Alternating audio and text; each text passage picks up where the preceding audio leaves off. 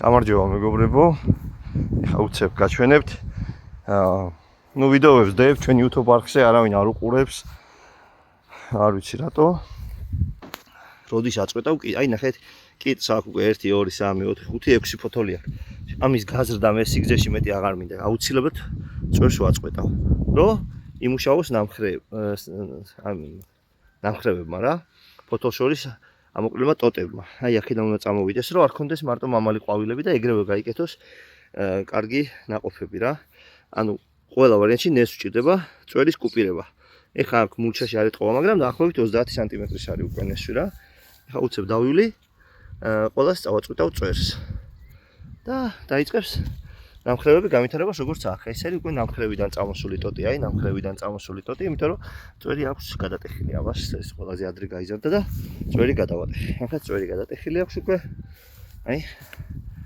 აი უკვე ნამხრები გამითარებული და იმან უნდა იმუშაოს. ეს ცენტრალური ღერო აღარ გჭირდებათ არაფერში. უნდა იმუშაოს ნამხრებებმა, სადაც გაიკეთებს ნესვებს და ყველაზე კარგ ნესვებს და ყველაზე კარგად დაამწიფებს. ამ ყვავილებს, რა თქმა უნდა, თავიდან ვაცლი.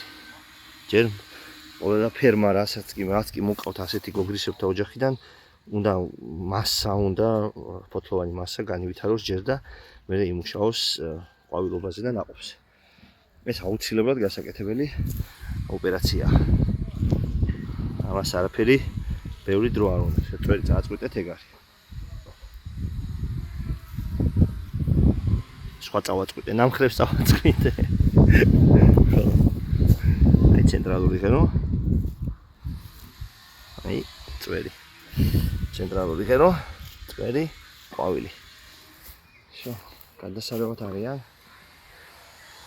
ჩემი ნესვი, კაი მე გავყევი.